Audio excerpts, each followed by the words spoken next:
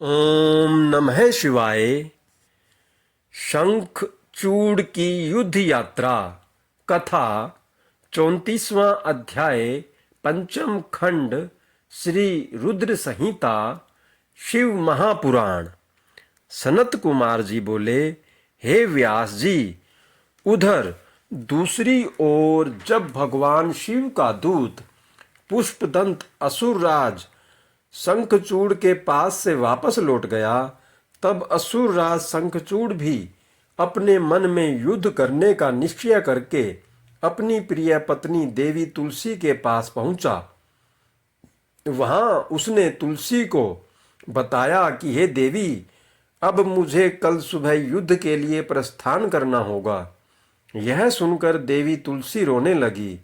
शंखचूड़ ने उन्हें ढांढस बंधाया और कहा कि वीरों की पत्नियां रोकर नहीं बल्कि हंसकर उन्हें विदा करती हैं। यह सुनकर तुलसी ने अपनी आंखों के आंसू पोंछ लिए।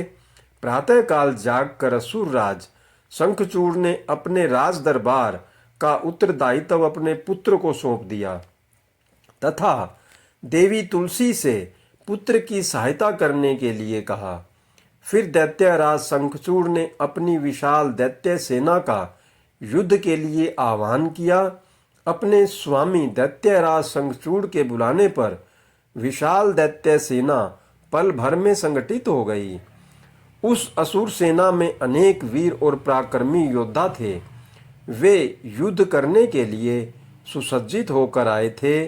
दैत्य सेना का मनोबल बहुत ऊंचा था। वे अत्यंत गर्वित थे और सोच रहे थे कि इस युद्ध में वे अवश्य ही जीतेंगे। मौर्य, कालिक और कालिके नामक 3 वीर असुर सेनापति के रूप में दैत्य सेना का प्रतिनिधित्व कर रहे थे। उस विशाल 3 लाख अक्षौहिणी सेना को देखकर बड़े बड़े वीर पल भर में भयभीत हो जाते थे। असुरराज शंखचूड़ अपनी विशाल दैत्य सेना को देखकर बहुत खुश हो रहा था। तब युद्ध के लिए प्रस्थान करती हुई उस सेना का नेतृत्व स्वयं असुरराज शंखचूड़ ने आगे आकर किया। उनके पीछे वाले रथ में दैत्यों के गुरु शुक्राचार्य उनका मार्ग प्रशस्त कर रहे थे। इस प्रकार अपने स्वामी शंखचूड़ की जय जयकार का उद्घोष करती हुई वह राक्षस सेना तीव्र गति से आगे बढ़ी चली जा रही थी। चलते चलते काफी समय बीत गया। आखिर पुष्पभद्रा नामक नदी के किनारे एक अक्षय वट वृक्ष के नीचे दैत्य सेना ने अपना डेरा लगाया। वहीं से कुछ दूरी पर देव सेना ने भी अपना डेरा डाला हुआ था।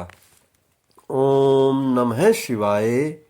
हर हर महादेव। जय शिव शंभू। जय भोलेनाथ।